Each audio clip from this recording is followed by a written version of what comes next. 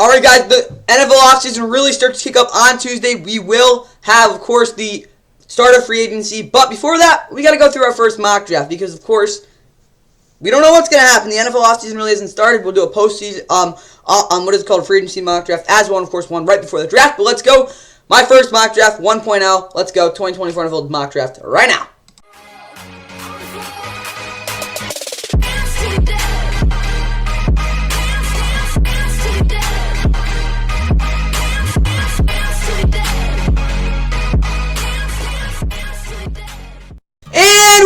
What is going on, guys? Welcome back to the Fun NFL. Of course, please like and subscribe. Hope you guys enjoy my first 2024 NFL mock draft 1.0. Of course, the pre-free agency one. Again, we don't know what's going to happen with some of these teams. Of course, quarterback situations, especially with the Bears. We haven't seen that turn out yet. Of course, the Bears, if you didn't know, they have the number one pick.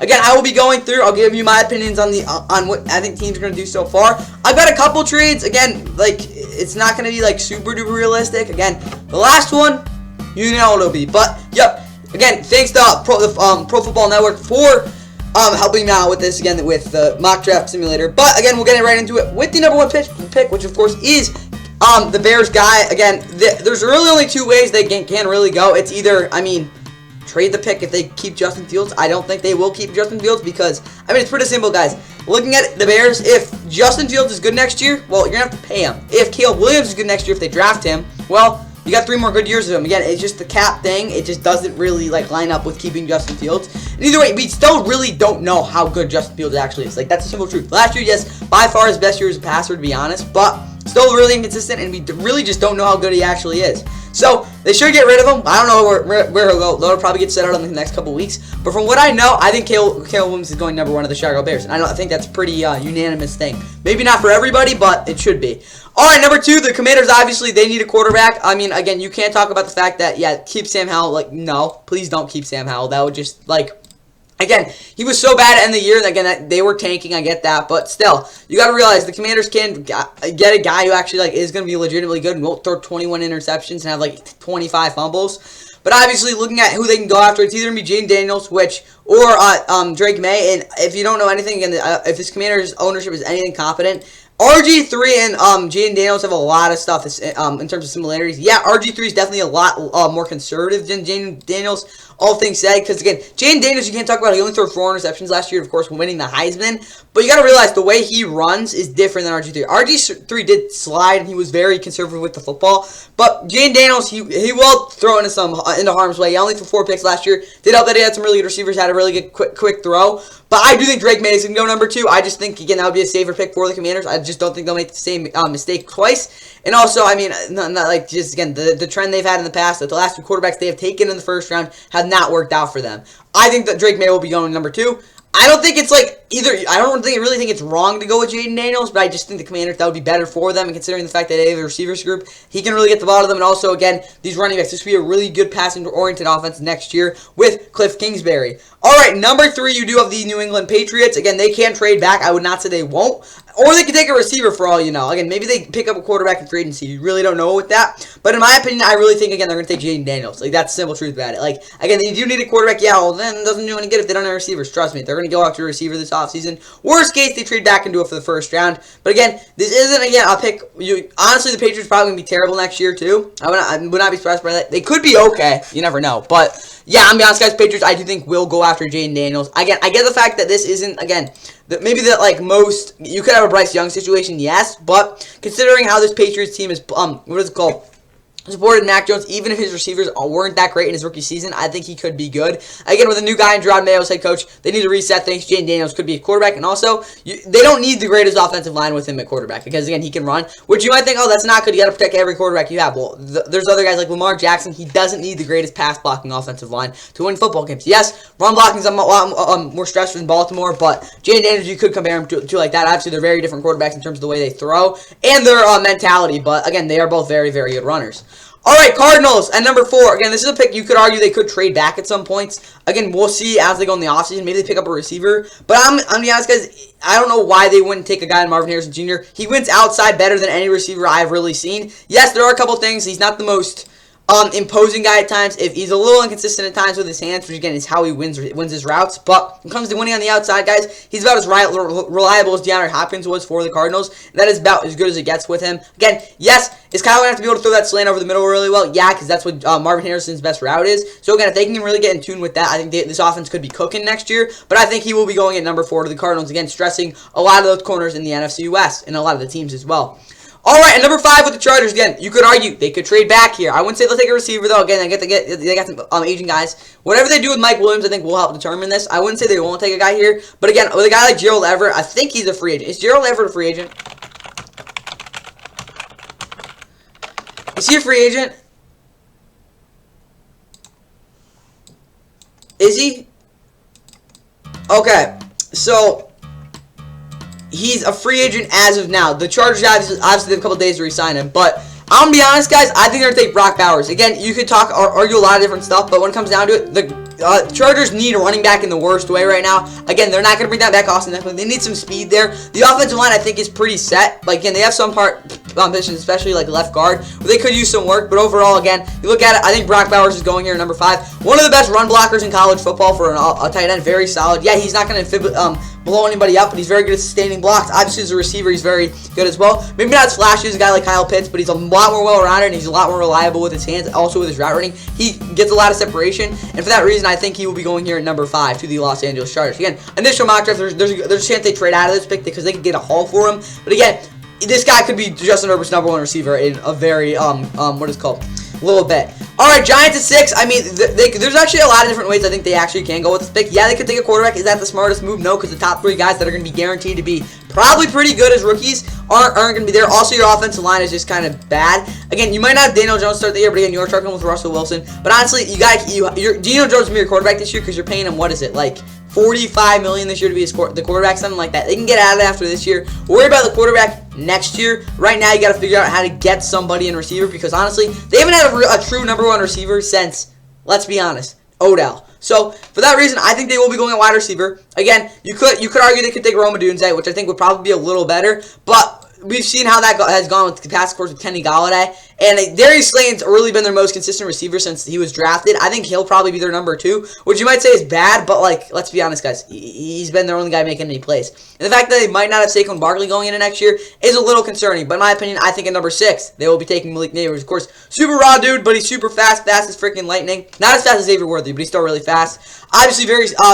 raw route runner for sure. I mean, his routes aren't great, but again, the way he can just cut under and again, he can create a lot of separation just purely off his speed. Again, he has a very good speed release. But yeah, Malik Neighbors, very raw receiver. We'll go at number 6 to the Giants. He could eat for them for at least the next 5 years. We'll see after that, but hey, you never know.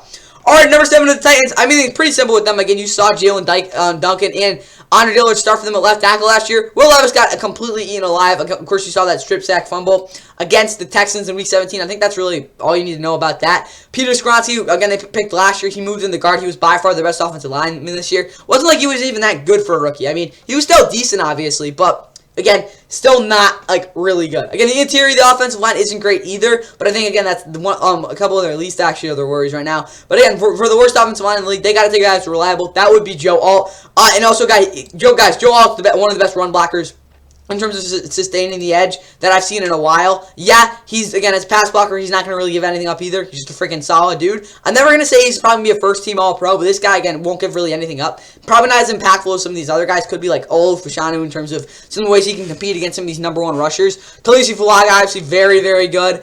And then obviously Troy Fouts now, again, when it comes to run blocking, is a menace. But Joe Alt is just blows them away in terms of reliability. This guy will probably be like a Jake Matthews, to be honest, in the league. You won't have to worry about him. Keep him there for 10 years. He should be fine. Give him his contract. I really think he's probably the biggest guarantee to be a good guy in the NFL. But without that, yeah, he's going to number 7. Yeah, Joe Alt's just a freaking beast. All right, Falcons at 8. Again, you look at it, you can say they take a quarterback, but you'll see why in a little bit. But obviously, outside of that wide receiver, they could go with Rome Odunze or Brian Thomas Jr. Yeah, they do need a number 2 receiver. But guys, they really, I'm honest, like the way they're built, I could see Raheem Morris doing this. But you look at it last year, Arnold Ebiketie was by far their best pass rusher. Yeah, the interior of their defensive line, yes, it is old, but it's still decent. Again, Calais Campbell, see if he does come back. David Onyemata, though, is in there, though. Grady Jarrett will be back, thank God. But on be honest, guys, I think they will be taking Dallas Turner here at number 8. They need a true number 1 rusher to again put with Arnold Ebiketie. Yeah, Arnold Ebiketie isn't exactly the greatest player, but you can see he's a lot better than they've really had in a while. Again, looking at the honestly, I think that what is called Vic Beasley was their last actual true edge rusher. But Dallas Turner, obviously, very athletic player. Doesn't have too many moves. Again, he has a really nice club step. But outside, the geometry dash thing. But yeah, that's not actually one of his moves. He steps, he clubs, then he goes around the other way. But Dallas Turner does a couple decent moves. Again, he has a lot of work to do to actually become a reliable, consistent player. But yeah, Dallas Turner's still really good. All right, at number 9. Now this is where it gets interesting because again, the Bears, you could argue again they could trade back because again they already have their quarterback. But in my opinion, they really only have one receiver right now. Cole Kmet's a very reliable tight end. They got a pretty good group in the backfield. Offensive line is looking good. Obviously, though, a wide receiver, they only have one guy. That's DJ Moore. DJ Moore's obviously a freaking stud. But then again, you'll probably have DJ Moore for probably 4 or 5 really good years. But if you really want to have a guy who can just completely blow up a game, that would be Rome Odunze. Number 1, number 2. Supply Caleb Williams with these guys, especially with a guy like Shane Waldron, who loves getting these receivers deep. Very good at designing those routes, especially off play action. Caleb Williams start bombing it deep again. A guy like Rome Odunze who can track a deep ball better than maybe everybody except Tyler Lockett. He'll go at number 9 now. Rome Odunze is a freaking stud. Again, DeAndre Hopkins-like player. I think the difference between him and Marvin Harrison Jr. Marvin Harrison Jr. is not as... He's so much more technically sound than Rome Odunze in a lot of different ways. But then again, Rome Odunze just plays more like DeAndre Hopkins. I don't know how to put it. It just they're so similar like that. I'd say that's more better comparison there for Rome Odunze. Again, we will talk about more of that when we get to those wide receiver rankings later in the offseason or towards the draft, obviously. But Rome Odunze, I think he'll be going at number 9. At number 10 with the Jets, I mean, I don't think it's overthinking it too much. Olu Fashanu here, 5th ranked player here. I think I'd probably put him a little lower than that. But yeah, I think he'll go here number 10. Again, the Jets, you look at their offensive line right now, it's just not very good. I mean, again, Mekhi Becton, after his rookie year, he just wasn't healthy, and he's kind of been bad. Obviously, again, he could start a right tackle. I would not be too mad about that. But again, looking at the interior of the line, it's pretty bad. But they will pick somebody up, and like Joe Tittman, Connor McGovern, Wes Schweitzer. Not the worst interior. Dwayne Brown obviously is like 80. Yeah, he's freaking 38. Holy crap, he's an old dude. He'll be 39 to start the year. So they actually need a left tackle. What do? Go get Olu Fashanu because he's the best pass blocker in this draft. Yeah, he's definitely a more finesse guy. He's not going to overwhelm anybody. Aaron Rodgers probably had to drip back a little more at times, but when it comes to a safety blanket, he'll be good there. The only issue I think is, again, if they need to set the edge and get the ball to the left side of the line game, mix it up in the running game, he will not help them at all there. But right now, guys, Olu Fashanu, he will be the guy there at number 10 to the Jets. At number 11 to the Vikings, there's a lot of actually stuff they can do, again, but with Danielle Hunter not being a franchise tag, I think there's a very good chance that he will not come back. Marcus Davenport's gone, guys. DJ Wonnum, I think, could actually be a solid starter. Again, you look at his numbers over the past couple years. Yeah, he had 8 sacks this year. DJ Wonnum's a legit dude, guys. He's had over 3 or more sacks. Again, 2022 wasn't as good, but he actually had, I think, more pressure in 2022 than he did in 2023. Of course, he's had 2 8-sack seasons. This guy, yeah, a little more of a rotational guy, DJ Wonnum, but he's still pretty solid. And I think here at number 11, yeah, they could go for corner. Of course, you look at the Vikings cornerback room right now. It's just not that pretty. Yeah, to be honest. Again, Caleb Evans, he's not the greatest. Again, Andrew Booth Jr. still developing. Kai Blackman actually had a very solid year. But again, I'm going to be honest, guys. Again, Danielle Hunter's going to be gone. They need a true number 1. Yeah, DJ Wonnum's good. Again, get someone to pair with him. And I think that guy would be Leiti Latu out of UCLA. By far the most refined pass rusher in this class. Yes, his run defense a little lacking. Yeah, that's just because he isn't the most athletic or the most explosive off the line. But when it comes to his tools, his improvisation is also like very, very good. But again, he has like 6 moves. Like they're all really good too. So yeah, when it comes to think of like a solid starter in the MLB, this is what this guy is as a pass rusher. He's really good, has power, has not as much speed, but again has a decent finesse game as well. Really good at manipulating guys, especially setting up. He's got a lot of different stuff. I wouldn't say as good as Max Crosby, but he's still very good at number 11. Number 12, all right, the Broncos. So here's the thing, guys. The Broncos are just, it's been a terrible offseason to start off. They basically released everybody because, again, they alienated Russell Wilson for whatever reason. And I'm going to be honest, again, you could say they could go the Raider route and pick up a quarterback that it just isn't very good. I'm going to be honest, though, I think right now, I think they're going to be, like, stupid and take Bo Nix. I'm not a fan of Bo Nix. I'm not a fan of J.J. McCarthy. I'm not a fan of Michael Penix Jr. I don't think any of those guys are that great. But I think that the Broncos taking Bo Nix at number 12 will put the cherry on top of what I think will be a disastrous offseason for them, setting themselves back. But I do think Sean Payton could turn Bo Nix into a solid starter because not only that, Bo Nix is very good at reading the field. I'll tell you that. Very good at anticipation. Yes. Is he bad at layering throws? Is his deep ball pretty trash? Yes. Is his arm talent not good? Yes. But he's, again, pretty good anticipation, very good processing ability, reads the field, just sees stuff. A lot better than a lot of, probably, honestly, 2 of the top 3 quarterbacks. But Outside that, guys, Bo Nix, again, he's a pretty athletic dude. He's a little older, obviously, but again, I'm not a big fan of Bo Nix, but I will tell you this, he's definitely the most, what it's called, reliable out of the other three. That's just what I gotta say. He's definitely not the most talented, but he's got some stuff you need. Obviously, though, I don't think it'll work out in Denver, but I think they will take him at 12. I really, legitimately think that right now. At number 13, though, of course, you do have the Raiders. And with the Raiders, I think, again, you look at their the way I think this offseason is going to go for them. They're going to try, again, Antonio Pierce, his identity. I really think they're going to try to build an offensive line that is based on power. Talisha Fulago is your guy there. Again, they already have Colin Miller, their franchise left tackle, but they really, again, Jermaine Moore, I don't think is their guy at right tackle. So again, Talisha Fulago would really fill a hole there. Again, bring back Josh Jacobs for a couple of years. Get him going in the backfield. Again, they'll have a really good running game, which is what they need. Because honestly, I think they're going to be sick with Aiden O'Connell. Again, we'll see what they do throughout the offseason. But I do think Aiden O'Connell will be the starting quarterback for the Raiders in 2024. And again, with their receivers, with their defense, again, they'll worry about their defense. But I think Talisha Fulago going here in 13. Yes, I get the fact they could go a corner. But with the guys they have, of course, Meek Robertson being one. What the heck? There we go. With, obviously, Meek Robertson, Nate Hobbs, but those guys are solid. Yeah, Jack Jones as well. I really think, again, they'll go after cornerback in free agency. Yeah, you could argue they could go after a guy in the draft again. All the guys are still there at corner. But I really think, again, they're going to try to build physicality over, what is it called, finesse, at least this year. We'll see how it goes, but I do think Talisha Fulago will be a Raider. Again, not the biggest need, but again, he will really help out that offensive line. They'll have a much better running game next year with the space they'll create. But yeah, Talisha Fulago out of Oregon State at number 13 to the Raiders. Number 14. I actually have the Saints taking Jared Verse. Again, they got to kind of get some old guys out of there. Again, Cam Jordan's just getting super old, guys. He had his worst year of his career last year. I think Jared Verse will be going to the Raiders at what is called number 14. They really don't have a true number one pass rusher right now, which again, Carl Granderson's good. I think he'll be there for a couple of more years. But again, with Cam Jordan probably being 1 or 2 years left, he can mentor a guy like Jared Verse to becoming a lot more well-rounded in terms of what is called the way he can get after the quarterback, because he really only has power right now. And that, as you saw, Tyree Wilson really struggled until probably like the last 2 weeks of last year. Again, mentor there, think could be really good. Colts at 15. All right. Colts, they need a guy who's versatile and just a freaking dog. That's got to be Quinyon Mitchell here. Yeah, again, you could argue they will take Nate Wiggins, which I hope they don't. Yeah, you'll see why. But, yeah, again, the Colts at 15, I think they'll take Quinyon Mitchell. They really don't have a good corner right now. I mean, Juju Brents, he had a decent rookie year. All things said for, again, what he was expected to do and his talent and really expectations. So, yeah, I think Quinyon Mitchell will go here again. We'll see if they keep Kenny Moore. They probably will, but again, he is a free agent as of this moment. So again, if the Colts can go out and get a guy starting Quinyon Mitchell, who's just a freaking dog, guys. Honestly, probably the most competitive guy out of this whole draft class. He's gonna go here at 15. Probably be a starting quarterback for at least the next 5 years.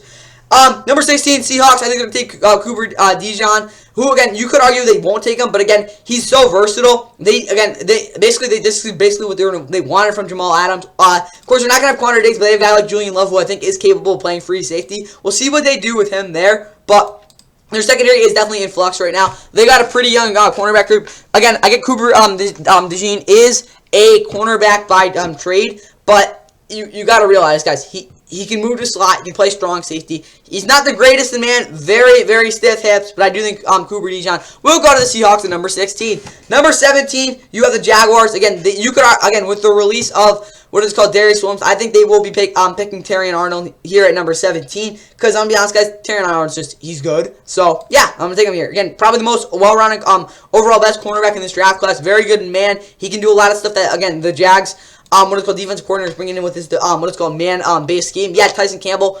Again, you could argue you don't want 2 young corners starting. Tyson Campbell is, I won't say he's coming to make or break here, but last year he definitely did disappoint in some points. So again, if Terrion Arnold can't step in and really help out there, they could be in business. All right, number 18, the Bengals. I'm gonna be honest, I really don't think they're actually going to make a picture, because again, the Falcons, who again picked Dallas Turner at number 8, I think are going to trade back up and take a quarterback. Of course, Falcons. There we go. There we go. Where's the Bengals? Bengals. There we go. They're going to trade their... What the heck? Yeah, there we go. They're going to trade number 18. They're going to actually trade a 3rd round pick, a 3rd next year. What did I do? 3rd rounder, 4th rounder, I think. And like a 5th rounder that year. Please tell me this is accepted. And let's give them a 4th rounder next year. Bro, what the heck? Again, just for the sake of this, we're going to just say, like, yeah, we're just going to say this is, there we go. We're just going to make this kind of lopsided. I get that, but... And then give them, there we go. In that. That should be good. Why is it rejected? That's stupid. Bro, what the heck? What did I do on here? I gave them a third. I gave them a fourth. That's a third. That's fourth. A third and a fifth. Please tell me this works. Bro, why do they keep rejecting these trades? Like, what the heck? This is the one thing about this mock draft, guys. You can't just make trades. But, yeah, I swear, this would go through in real life, though. I'll be honest. Yeah, this would. So, again, number 18 for a third, 2/3, a fourth. Come on. Bro, what do I have to give up? Come on, like, actually.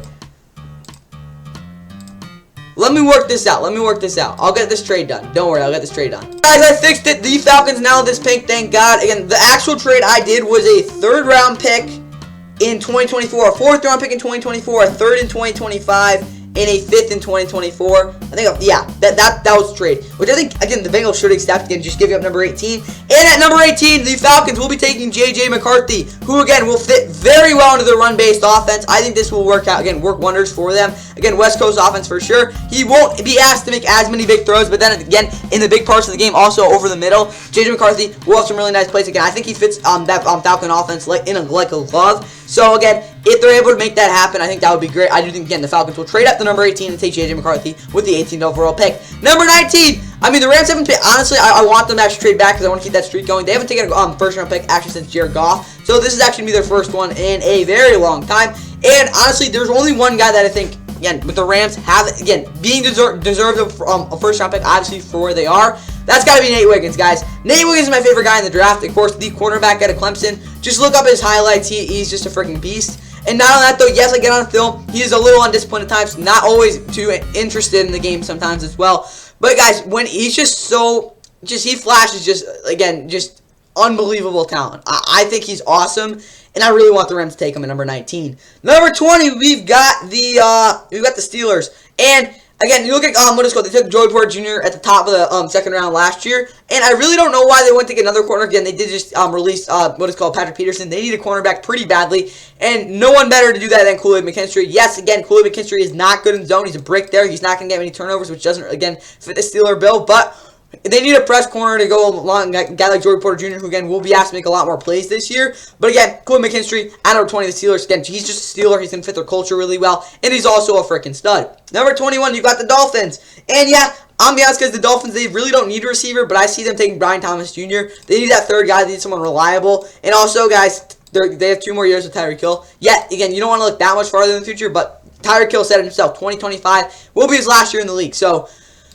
Brian Thomas Jr. will be the guy to stay there with Jalen Waddle. Again, you have to pay him, but again, kind of resetting it a little bit and also giving Tua another guy to get the football too. Again, you have other needs, but I think that's actually where they will go, at least in the draft. Number 22, you do have the Philadelphia Eagles, and they need secondary badly. I mean, it would be kind of stupid if they took a safety. This would be a big reach, and I'll be honest, some of these guys will be there for them in the second round. So, I think they'll be taking Kamari Lassiter out of Georgia. They love their Georgia players. He also just straight up doesn't get beat, so that's also good. At least deep. Yeah, sometimes he struggles with tackles and also can get a little aggressive at times, but when it comes to get over the top, he just straight up doesn't get beaten. That's where the Eagles secondary really struggled last year. So again, they can really help him out with tackling. I think what is it called?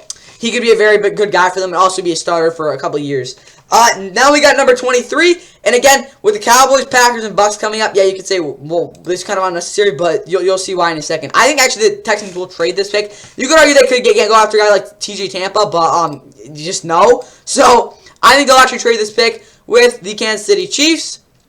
I'll probably have to do the same thing I did last time, to be honest, because, again, these trades are pretty miserable. What did I do? I did this. A third? I think, yeah, that was what it was. I'll give him a second next year. I think this is what it was. Bro, alright. This is going to get a little annoying. I know it is. So, let's see. One more try, and then I'm going to just probably have to do it off camera. But, what the heck. Alright, Chiefs. Number 23. For number 32. Third round pick. Fourth round pick. Fifth round pick. Would you accept this? Alright, well, I'm just going to do this off camera, guys, because this is annoying. Alright, I faced it. Yep, the Chiefs will have the number 23 pick now. And with that pick, again, I don't think this is super necessary for them per se, but I really don't care. At number 23, I think they will be taking Adonte Mitchell. Again, the guy out of Texas, the better receivers out of the two. Again, he's a smooth route runner, solid hands, pretty reliable over the middle. That's what the Chiefs need. They need another guy to go with Rashee Rice. That's the perfect guy to go. The reason I say they trade up is because, I mean, the Bills are here at 28, and they're probably going to take a receiver. Well, we'll see about that now. But, yep, I think that's what they're going to do here. And now, at number 24, of course, with the Cowboys, probably losing Tyron Smith. Again, you look at that. They could take J.C. Latham, but, again, looking at how Evan Neal, the last tackle, would go in the first round for Bama, struggled mightily in his career. Also, very similar players in at least some ways. It could scare the Cowboys away a little bit, and also I think they could get a guy who could be a lot better in terms of potential, that being Amari Smith, so I think that's who they will take. Yeah, he's a pretty raw prospect, but outside of that, guys, he's just a freaking big dude, very fun to watch, moves dudes, and he's also fast. So, like, that's what they need. I mean, not, like, fast, like, running, but, like, laterally, which is what they need. So, I guess he's more agile. And at number 25 with the Packers, again, this is just, I think, a Packer type of need. Again, Eric Stokes he's just not worked out for them. And I think, again, Ennis Rakestraw Jr. You could say would be a reach, but again, I think he's actually a very good Packer player here. I think this is the type of guy they would draft. So at number 25, Packers going with Ennis Rakestraw Jr. Out of Missouri, man type of corner, very physical, which again, kind of what they need. They don't have that much of a gut punch in their defense, and of course, that's what hurt them a couple times last year. At number 26 with the Bucks. Again, offensive line-wise, they just lost Ryan Jensen. They're actually pretty, banged up there. And for that reason, I think Trey Fontenot will be the guy they draft. Again, they do have what is called Christian Wirfs, but that's really the only guy you can actually rely on right now. Again, they need someone to really, again, help out that running game. Again, get some guys moving for Rashad White. Trey Fontenot is the guy to go there. At number 27 now, I think, again, the Cardinals will keep this pick, and with it, they will take a guy who they desperately need to force a corner. They really don't have a good corner right now. TJ Tampa's the best guy on the board. He fits their scheme. Perfect there at 27. Now at number 28 with the Bills. Again, they can go a lot of different ways, but of course they did release Mitch Morse. And I think a guy who would fit the bill really well for them would be Jackson Powers-Johnson, who is by far the best center in this draft class. He will go at number 28 to the Buffalo Bills and will really help out that offensive line, especially with the running game. 29 now. All right, I think the Chiefs will trade back into the first round. Let's see if this actually works. So, this is probably the worst part about this, but there we go. All right, trade number 29.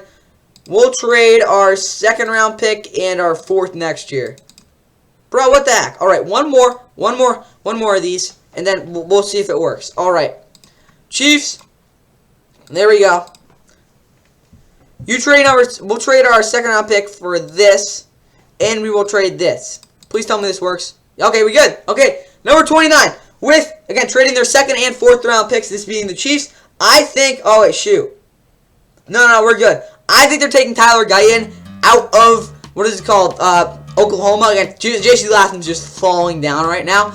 And the reason I think they will be taking Tyler Guyton here at 29 is because he is a guy who can basically run with Patrick Mahomes. If you look at last year at Oklahoma, he's a very soft blocker. He doesn't really, like, try to bash anybody's head in. He's also conservative. He's basically going with the flow of the play, and that's a guy, again, with the Chiefs and how their offense is going to run, he's the perfect guy for that. So, I think we'll go at the number 29 to the Kansas City Chiefs. Again, they're trading back into the first round. Now, with the Ravens at number 30, I think they're going to take a jump ball receiver because they really, again, haven't had that. Again, that's really the one receiver they do need. Keon Coleman is, again, that guy. Yes, he's not a consistent route runner. His hands are, again, a little wild at times, but he will definitely get those contested catches, again, in the end zone, be a red zone target that the Ravens desperately need. Again, they do have, again, I don't know if they'll keep Odell, but again, they do have Rashad Bateman, who's just not worked out. Of course, they're number one, Zay Flowers, so again, get a guy on the kind of complete opposite of Zay Flowers there with Keon Coleman at number 30. And at number 31, with the Niners, I think they will be taking a guy to replace Chase Young. Maybe not right away, but Chop Robinson,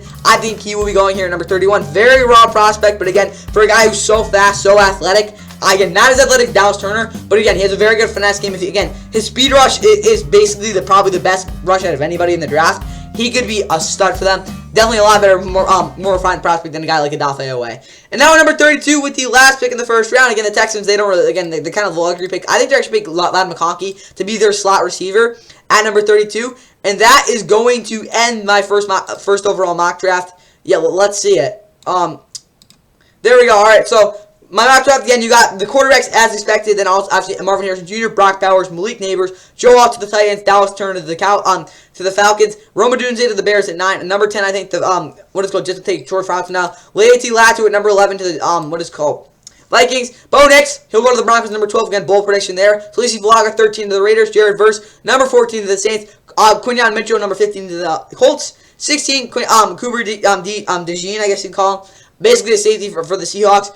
Jags, get Terry Arnold. Of course, the Falcons trade up back in the first round to take J.J. McCarthy. Rams get Nate Wiggins at 19. Kool-Aid McKinstry at 20, so back-to-back corners. Of course, then you have Brian Thomas Jr. Kamari last year going to the Dolphins and Eagles. Chiefs trade, basically 2 trades. They get Tyler Guy and Adante Mitchell in the first round. Mars Mims to the Cowboys at 24. And Rick Straw Jr. at 25 to the Packers. Troy Fats now at 26 to the Bucks. Cardinals getting T.J. Tampa at 27. They could have actually traded up. We'll see about that in the next mock draft, of course, post-free agency. Keon Coleman at number 30 to the Ravens. Chop Robinson 31 to the Niners. And then Lad McConkey at 32. To end the first round, to the end of the mock draft at number 32, the Texans. Overall, again, I don't think this is going to be my best mock draft, but I think I did do a decent job with, again, the initial prospects here. Again, I think I worked out pretty well. Again, 3 trades, overall. That is all I got for you guys there. Again, hope you guys enjoyed my first 2024 NFL mock draft. Again, see you for the, first free agency recap, which will be on Tuesday. Until then, though, hope you guys enjoyed my mock draft. See you on, I guess, Tuesday. What you've seen so far is this Georgia Tech defensive front, the much maligned defensive front. Oh, they're going to try and fake it. He's running, Jack Smith, and he's not going to get there. Georgia Tech will take over on down after the fake that brings it out to the 25. Aiden Swanson did not get enough. This is a really nice job on Georgia Tech.